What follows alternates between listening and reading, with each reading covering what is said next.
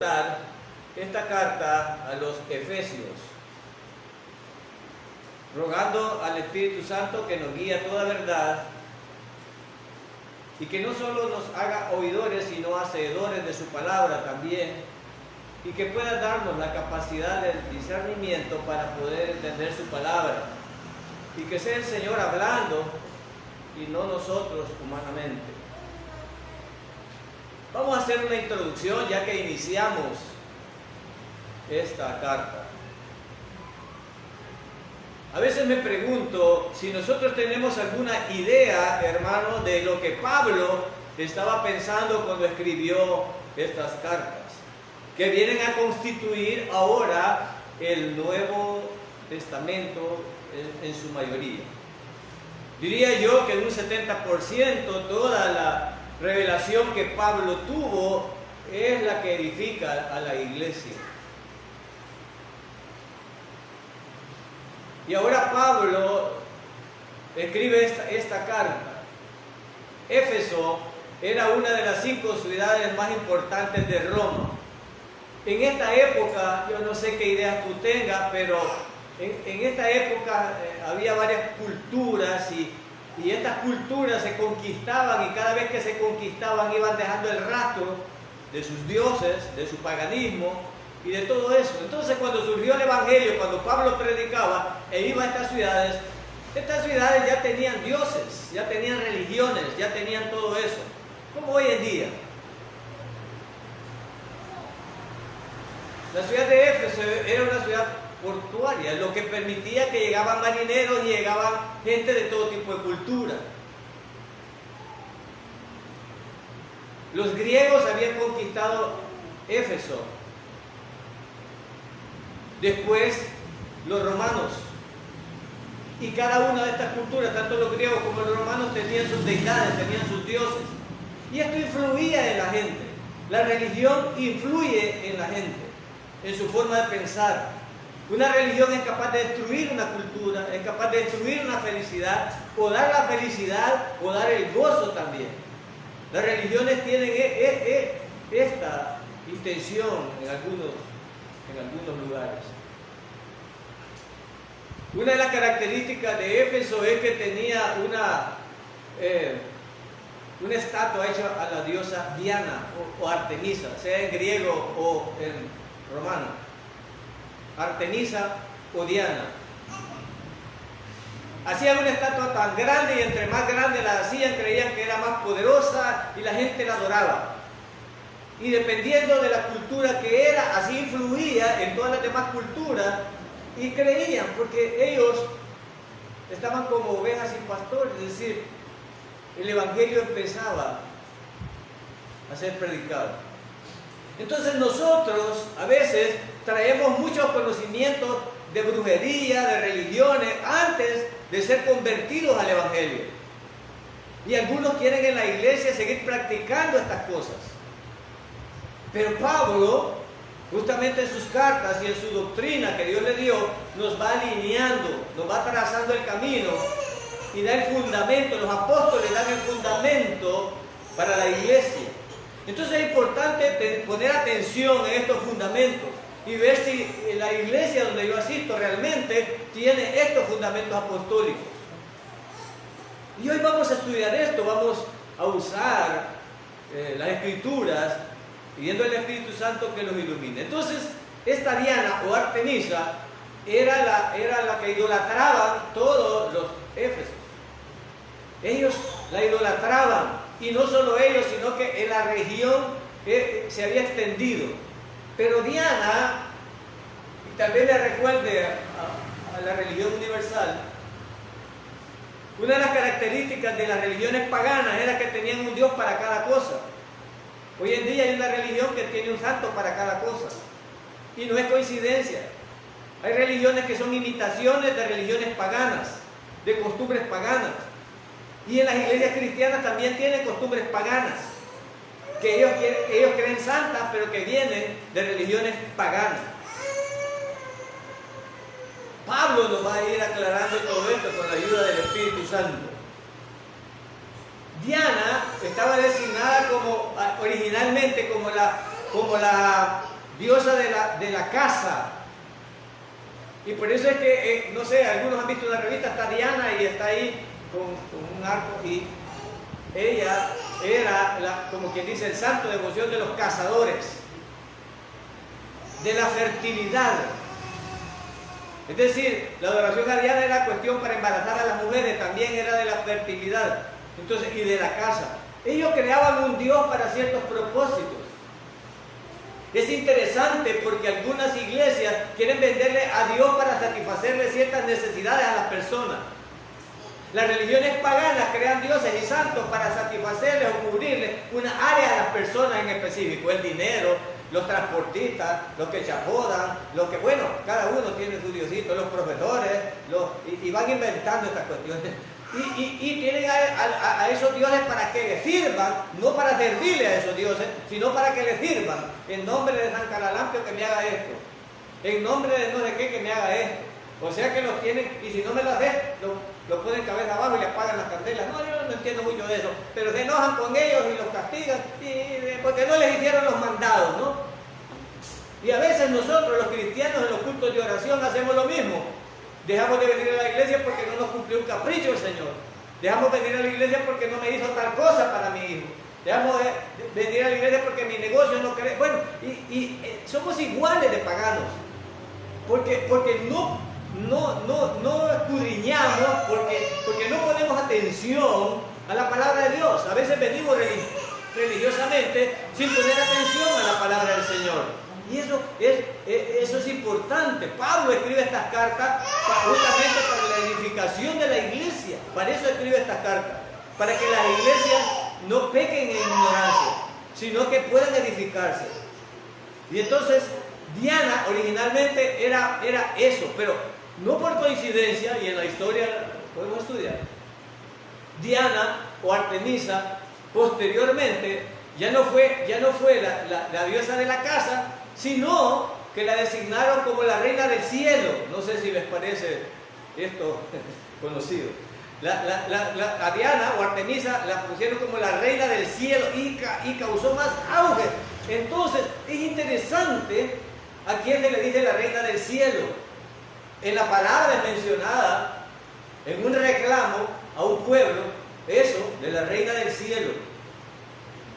Es interesante que veas que todas las demás religiones paganas tienen deidades femeninas, pero en el cristianismo no hay deidad femenina. Padre, Hijo y Espíritu Santo, y uno solo son. Uno solo. Las demás religiones tienen deidades femeninas. Hoy en día hay una religión grande que tiene una deidad femenina que es más adorada que el mismo Jesucristo. No es por coincidencia. Aprendamos. El Espíritu Santo habla. Estudia, escudriña. Dios no pasará por alto tu ignorancia. Entonces las deidades femeninas no son del cristianismo. En el cristianismo no hay ninguna deidad femenina. Padre, Hijo, Espíritu Santo. No más. Y ellos son uno. Importante. Pero algunos han paganizado la iglesia y meten deidades femeninas con diferentes nombres. Las han paganizado con mucha atención. Entonces, de ahí toma algunas religiones esa deidad femenina y el título Reina del Cielo. Y eso está escrito. Reina del Cielo está escrito como un reclamo de Dios que no hay tal cosa. Y son idólatras. En el cielo no hay reina. ¿Quién gobierna en el cielo? El Padre. Dios Padre. Y Él es digno de toda gloria y alabanza, y honra, y honor. Y Él no comparte su gloria con nadie. Pues con y ellos entonces, podemos ver cuando se paganiza una religión, cuando adopta costumbres. Entonces, como eran conquistados por diferentes culturas, yo no sé, los hermanos que están aquí, de qué iglesia vienen, o si no tenían ninguna iglesia, pero traen costumbres, y cuando entran dicen, ve, aquí no usan tal cosa, ve, aquí no cantan como allá, ve, y empiezan con costumbres que a veces quieren influir en la iglesia, que traen de otras iglesias que no son correctas. Y aquí se ha enseñado una doctrina sana y a través de la Biblia como Pablo. Pero si tú eres desobediente por costumbre, entonces es tu problema. Tienes un grave problema si no crees en la palabra de Dios y no en tu costumbre. Es que yo pienso, es que no es como tú piensas, es como Dios dice. Porque Dios es soberano. Y Él establece la doctrina. No es que, pastor, aquí sería bonito que ponga una luz, porque Él nos pone unos manteados. En todas las iglesias hay manteados, pastor, que se mueven para todos lados.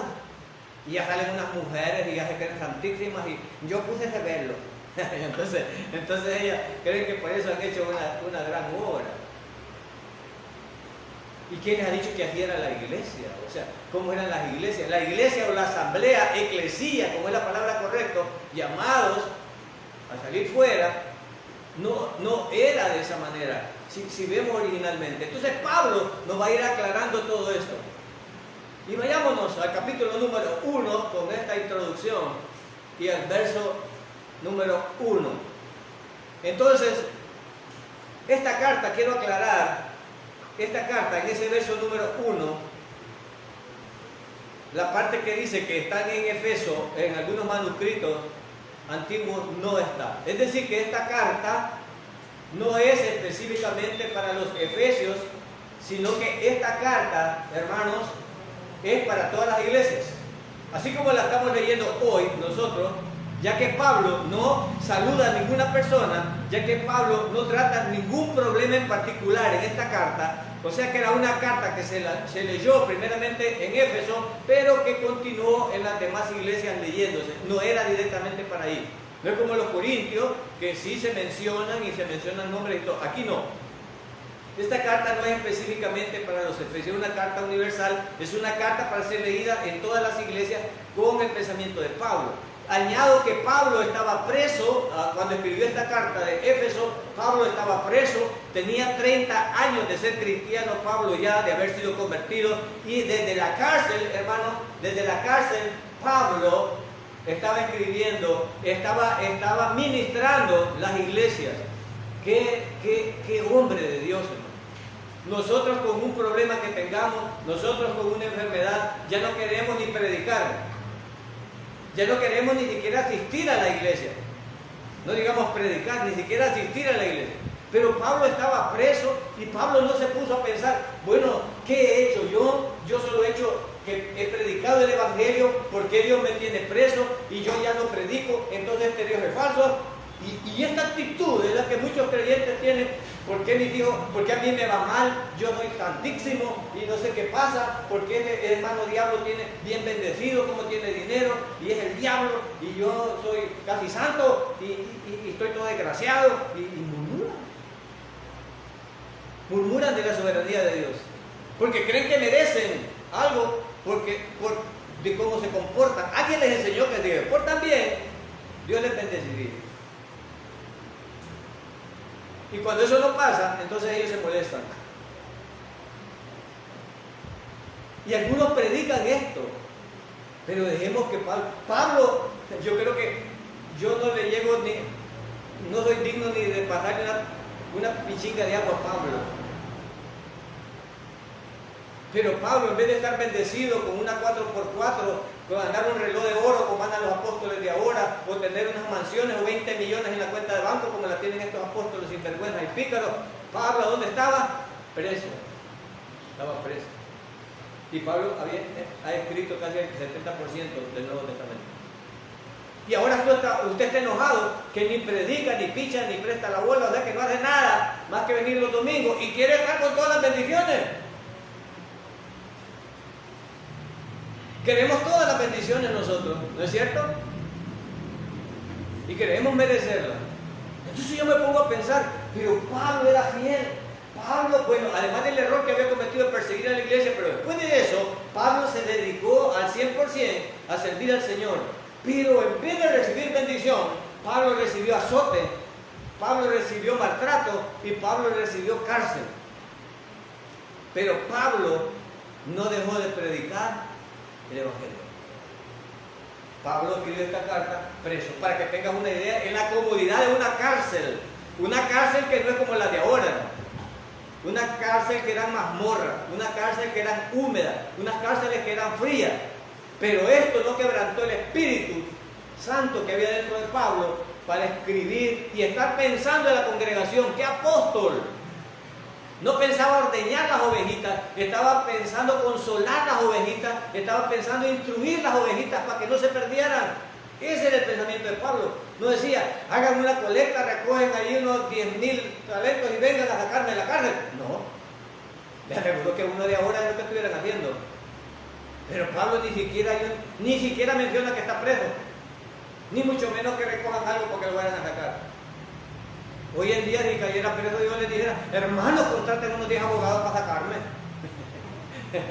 Hermano, más grosero, predicaba cada domingo y mi casa ya me dejaron solo preso. Y ya se resiente uno. ¿Por qué? Porque uno es mundano, materialista. Pero las cosas no funcionan así. Y es bueno aprender esa lección.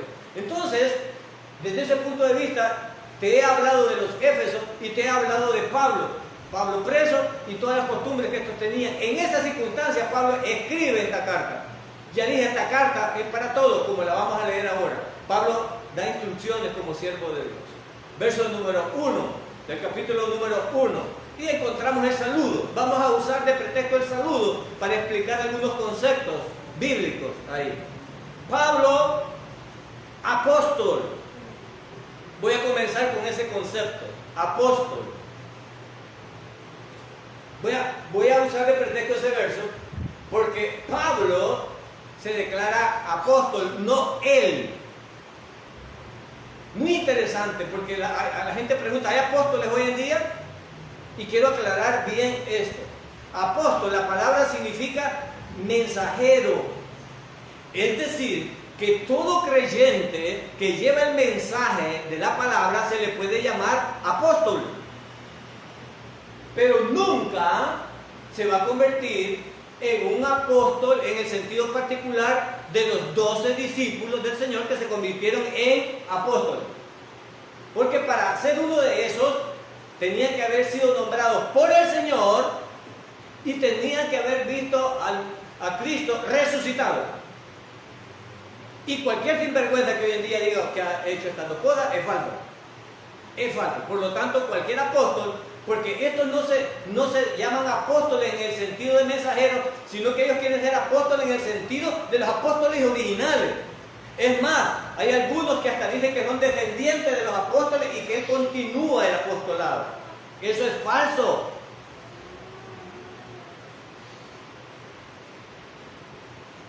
No creas la mentira. No hay apóstoles.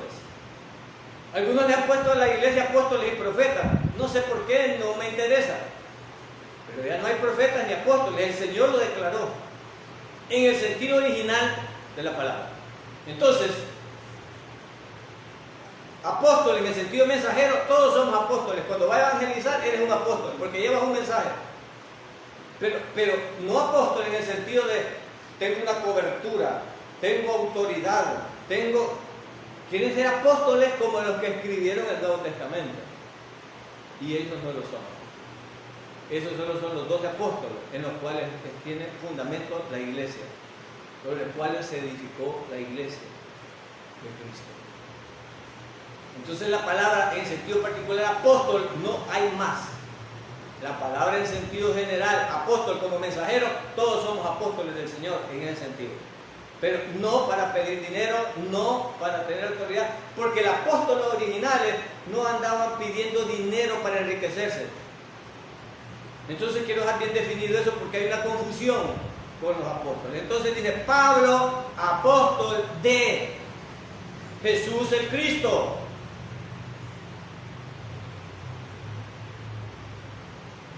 Ahora, en ese sentido, Pablo era apóstol por la voluntad de ¿quién dice en el verso número 1? Por la voluntad de Dios,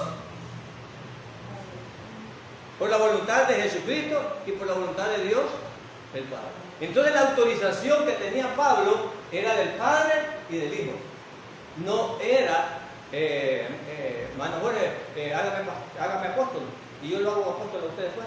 y después hago apóstol ahora, y aquí, no lo hagamos de choto, cobremos $100. No, ¿sabe qué? Hagamos una escuela de apóstoles. ¿Sabían que hay escuelas de apóstoles? ¿Hay escuelas de apóstoles? ¡Qué barbaridad!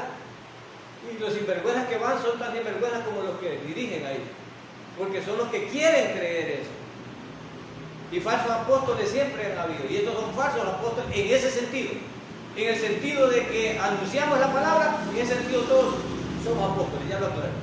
Pero en el sentido de la palabra original, solo son ellos. Entonces Pablo dice que por la voluntad de Dios y por la voluntad del Hijo, es decir, del Padre y del Hijo, Él era apóstol de ellos, por esa voluntad. No es que yo, por mi voluntad, yo quiero ser apóstol, no. Recuerdo que el hermano del hermano Borges decía que fue un culto en donde, no sé si era Ronnie Chávez o quién estaba ahí, que vaya, digo, a dar una línea aquí los que quieren ser apóstoles y otra línea aquí los que quieren ser profetas. Y no sé cuánto valía en una línea y en la otra. $20. ¡Qué sinvergüenza! El llamado de un apóstol, como el llamado al pastorado, es de Dios, no es a lo loco, hermano. Y la congregación debe ratificarlo. Si oye palabra del Espíritu Santo y se está oyendo palabra de Dios, lo está oyendo un sinvergüenza que está tergiversando la palabra. La iglesia es responsable de lo que escucha. Deben de escudriñar a quien tienen al frente. Entonces ser apóstol no significa así de simple, a tal grado que Pablo en Corintios, en la carta a los Corintios, defiende su apostolado. Imagínense, ¿quién podría tener duda que Pablo era un apóstol después de habernos escrito todas estas cartas y haber abordado el Nuevo Testamento?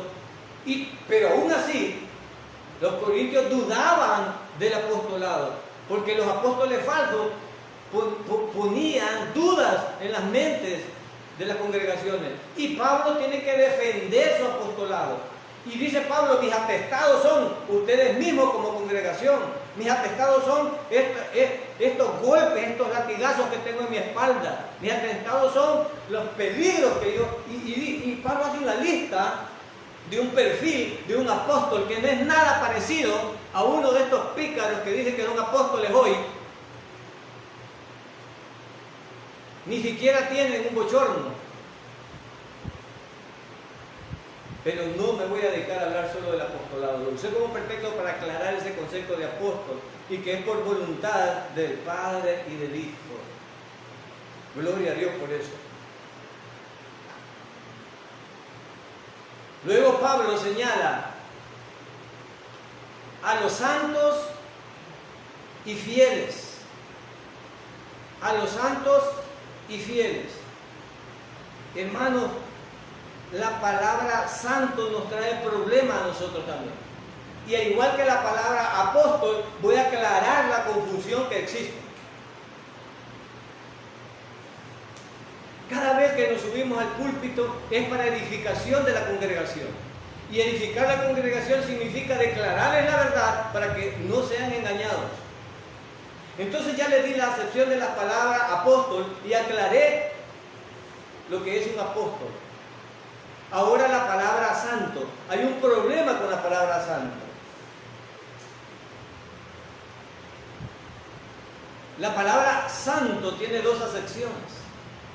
Una acepción santo es apartado, es decir, soy santo a partir de que creí por fe en el sacrificio que Cristo hizo en la cruz por mí y que Él muriendo sustitutivamente por mí pagó todos mis pecados, y al pagar todos mis pecados me hace justo, y ahora Dios ya no me ve como pecador, sino que me ve como alguien santificado a través del sacrificio que Cristo hizo en la cruz. Amén. Y la gente es salva al creer eso, y es santa, es decir, apartada para Dios, ya no es del diablo, sino que es de la familia de Dios.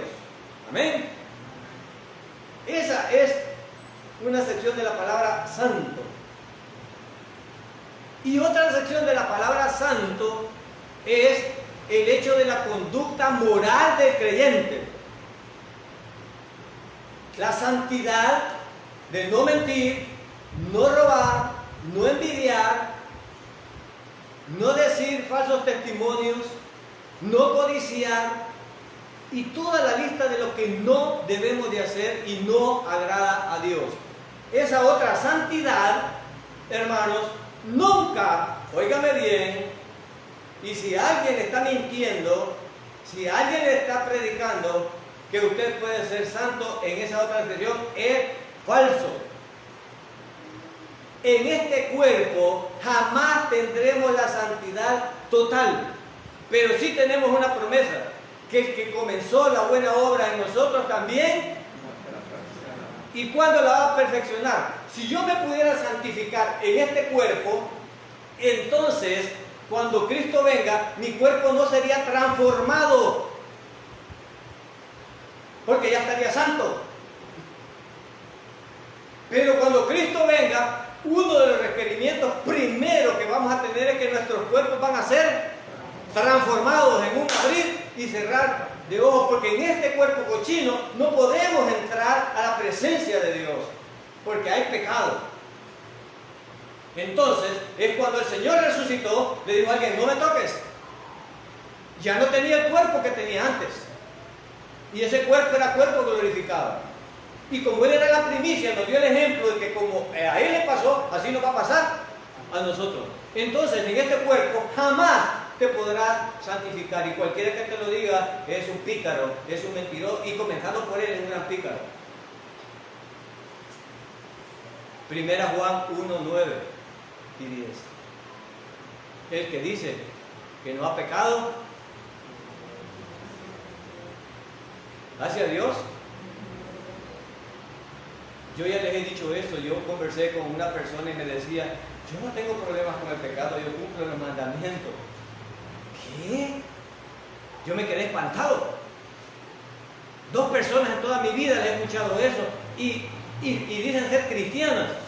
Y vine yo y le abrí Primera Juan 1 y le dije yo, ¿te atreves a decirle a Dios mentiroso? Jamás, nunca, me dijo. Si ya te lo dijiste, ¿por qué? Porque decís que no pecas, que no tenés problemas con los 10 mandamientos. Le damos Primera Juan y miren, cuando esa mujer leyó eso, hermano, pues lo agachó la cabeza y me dijo, ¿y por qué no nos enseñan esto? Yo no sé por qué tu líder no te lo enseña. Yo no tengo problema con eso, es tu problema.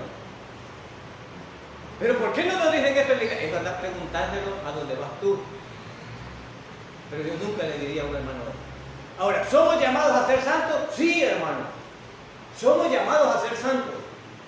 Somos llamados a comportarnos como nuevas criaturas. Ya todas las cosas viejas pasaron. Y eso significa que con el poder del Espíritu Santo regenerador iremos cambiando poco a poco e iremos abandonando el pecado con el poder del Espíritu Santo. Amén. Esa es nuestra petición. Ningún creyente debe de amanecer cada día con la intención de pecar. Todo creyente debemos de amanecer con la intención de agradar a Dios y de alabar su nombre.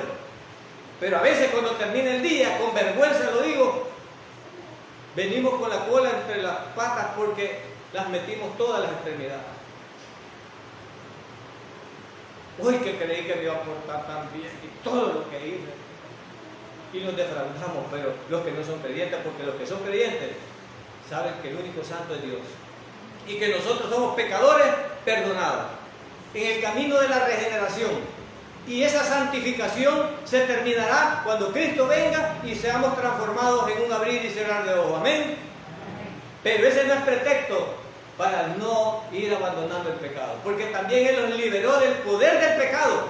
Y el creyente, teniendo el Espíritu Santo dentro de él, tiene poder para tener bajo control el pecado. Y esto se llama andar en el Espíritu y no en la carne.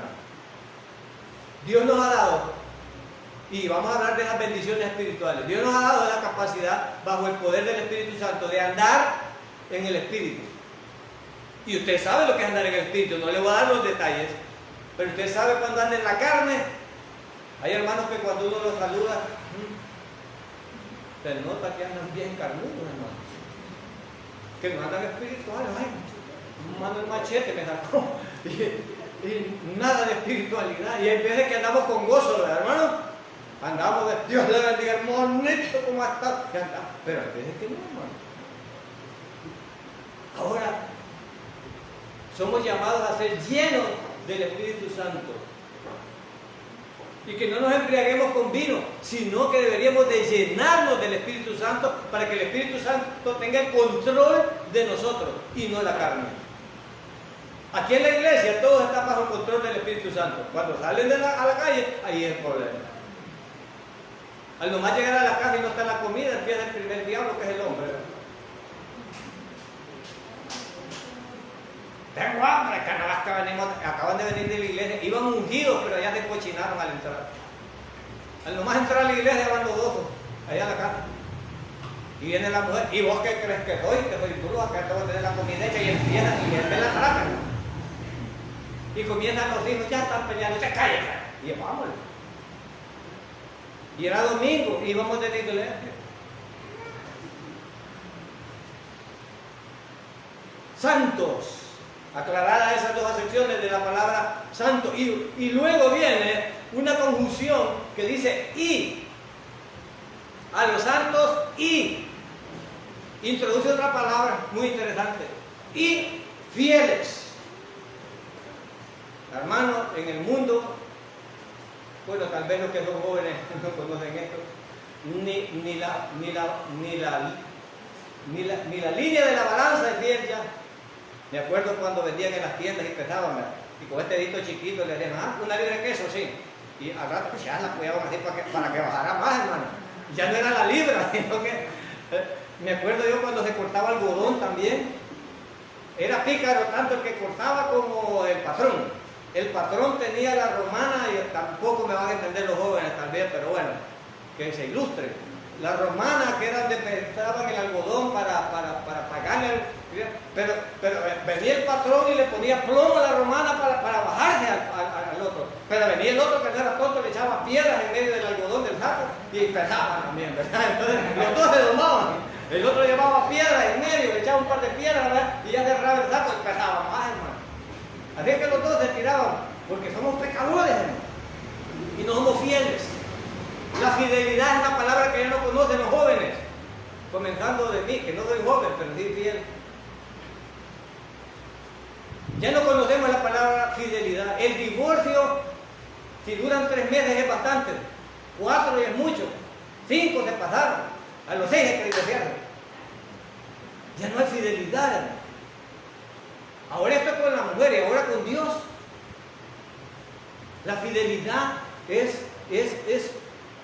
una virtud que los creyentes deberíamos tener. Y Pablo le dice a ellos, a los hermanos santos y fieles, 2 características que ya quisiera tener yo y ya quisiera toda congregación tener, santos y fieles. Pero fieles no en el sentido, hermano, de no pecar, sino fieles en el sentido doctrinal. Fieles en el sentido de adorar a Dios correctamente, no paganizado. Porque usted puede ser infiel estando en la iglesia y haciendo cosas que no son correctas y es infiel al Señor. Cuando le dice a las personas que vengan y siembren para dejarlos sembrados y sin pisto, entonces ya no está siendo fiel, porque esa no es fidelidad a la doctrina ni a la palabra. Si usted siembra, el Señor le va a multiplicar. Es mentira. Eso es ser infiel al Señor. Y aquí vamos a ver que todas las bendiciones son espirituales. No significa que Dios no pueda bendecir a alguien material. Sí lo puede bendecir a alguien material. Pero no es eso lo que está diciendo. Gracia y paz a vosotros, les dice, era el saludo de Pablo en el verso número 2. Termino el verso número 1 y dice, fieles a Cristo Jesús que está en... ¿A quién era fieles? ¿A quiénes eran fieles los hermanos? A Cristo, a su doctrina. Cuando yo tengo esta fidelidad, hermanos, no solo una es santo en la acepción de no pecar y la otra es fidelidad a la doctrina de que no debo de creer lo que no es verdad.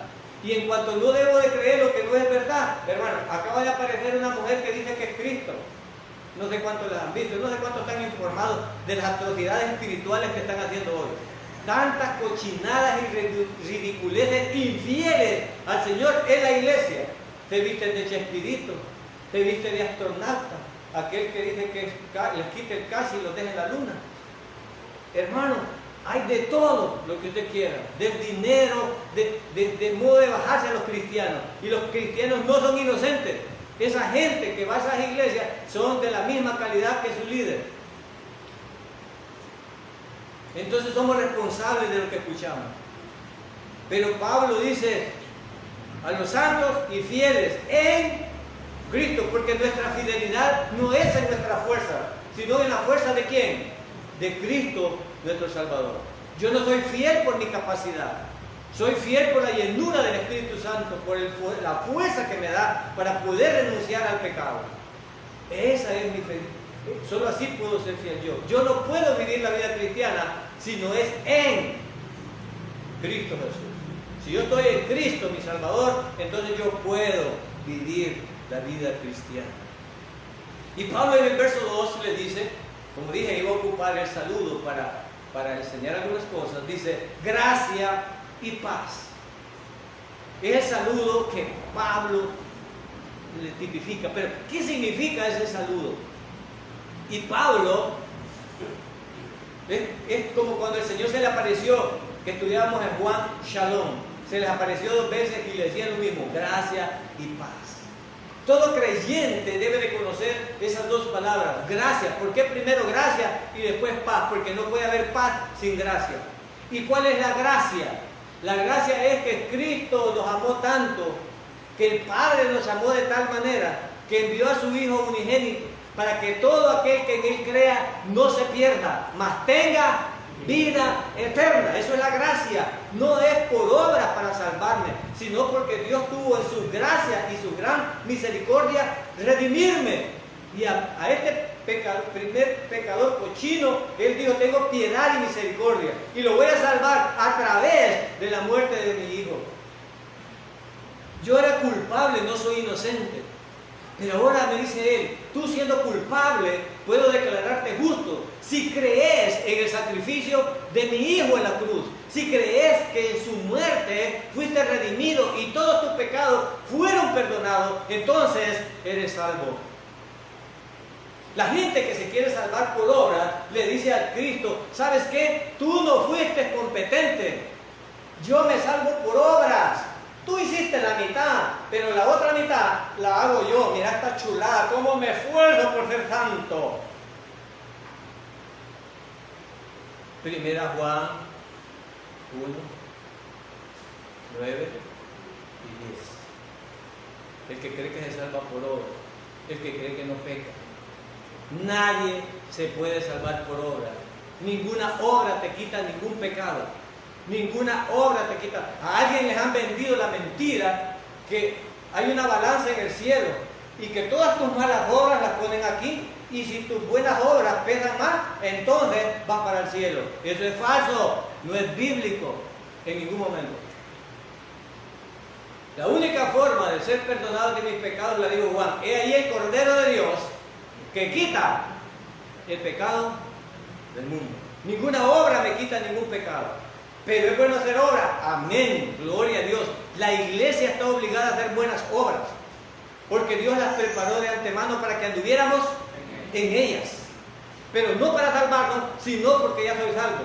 Y porque ya soy salvo, soy una nueva criatura. Y como una nueva criatura, mis intenciones ya no son las perversas, sino que ahora son las de un hijo de Dios. Entonces, hermano, la santidad se debe no para ser salvo, sino porque ya soy salvo. Gracia. Y soy salvo a través de la gracia, no porque yo sea inocente, yo soy culpable. Pero Dios me ve inocente. ¿Cómo es eso, hermano? La muerte de Cristo en la cruz, está Jesús representándonos ante el Padre. Pero yo estoy detrás de Jesús. Yo no puedo presentarme solo ante el Padre. Si el Padre me dice, ¿qué haces esto aquí? No, pues yo no tengo derecho, pero yo tuve fe en tu Hijo y Él me dijo que Él es el camino, que Él es la verdad y que Él es la vida. Y yo lo creí. Amén, adentro. Entonces soy salvo.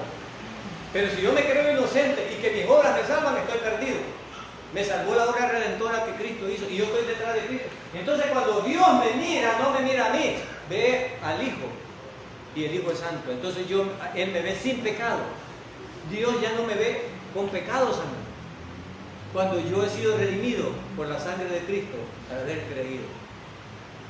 Pero no soy inocente. El inocente murió por los culpables, que somos nosotros. El inocente es Él. Pero Él me representa. Él me representa ante el Padre. Déjame aclararte y el tiempo se me terminó en estos dos versos. Cuando yo he cometido un delito, yo llevo un abogado, no me represento solo, un abogado me defiende. Aquí está el juez, allá estoy yo como acusado y aquí está mi defensor. Y viene mi defensor a defender. Yo estoy sentadito allá, el juez está aquí. Ahora, ¿quién es el defensor para nosotros? Cristo. Gloria a Dios, Cristo. Cristo es nuestro defensor. Y Él me va a declarar a mí. ¿Cómo me va a declarar Él ante el Padre? ¿Cómo me va a decir? Inocente. ¿Y el diablo cómo me va a declarar? Culpable. Culpable. ¿Perderá el caso mi Señor? No perderá. Al fin y al cabo, así el juez. ¿Ese es culpable? Sí, juez, es culpable. Y por eso yo morí en la cruz, por eso. O sea, yo ya pagué. O sea, que la deuda que Él tenía, ya la pagué yo. Libre, inocente, justificado. Amén. Pero no porque era inocente, sino porque Cristo me sustituyó y pagó por mí. No por ninguna obra que yo haga. De ahora en adelante, por haber recibido esa gracia, tengo paz. Por eso dice gracia y paz. Tengo paz para con Dios y me he reconciliado con Dios. Amén. Me he reconciliado con Dios. Ahora Dios me ve como un hijo adoptivo. Dios me ve como un hijo adoptivo a mí. Y es mi fe la que me dicta eso. Y dice, gracia y paz a vosotros. Y dice, de Dios, nuestro Padre, y del Señor Jesucristo. Es decir, que la gracia y la paz viene por el Padre y por el Hijo. Gloria a Dios. Gloria a Dios. Me voy a quedar aquí, hermanos. Vamos a seguir disfrutando esta carta a los Efesios. Esta solo fue la salutación, el saludo. Y aclaramos algunos conceptos. Y esperamos que el Espíritu Santo nos vaya guiando a toda verdad y posteriormente, hermanos, vayamos enriqueciendo nuestro conocimiento y madurándonos espiritualmente. Pero una luz no se enciende para ser cubierta. Hermano, esta luz que tú recibes, tienes que proclamarla a otros. Amén. Gracias, oremos. Padre Todopoderoso, gracias por tu misericordia, gracias por tu amor.